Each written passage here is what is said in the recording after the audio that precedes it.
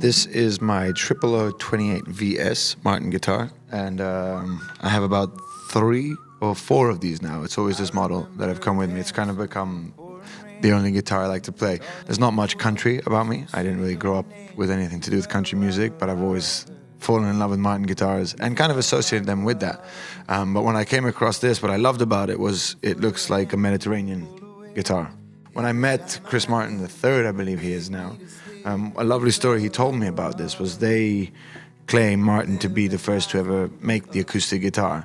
And what happened was Chris Martin I, when he came over, was making classical guitars, which is why this has the headstock of a classical guitar, not an acoustic.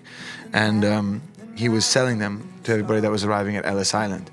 And when they were here, they were using pig's gut to do the first strings, but that got quite expensive, quite difficult to do. But it was from the Italian immigrants that showed up with mandolins that he got the idea of putting steel strings, because the Italian mandolins had these strings. So he put the steel string from the mandolins on a classical guitar, hence the birth of the acoustic guitar, according to the story I heard. And I hope I got that right, because that's how I remember him telling me.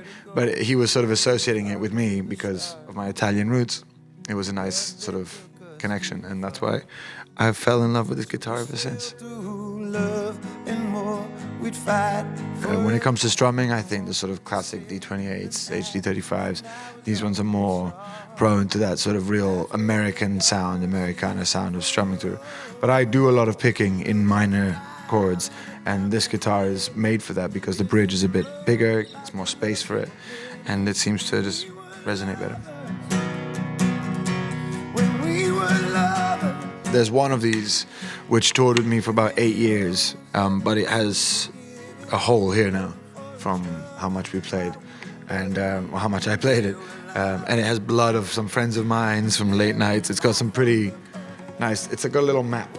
And that's the one I keep at home, and that's the one I usually write with. These guys, which are a little bit more clean and serene, and have only been on the road with us for a couple of years.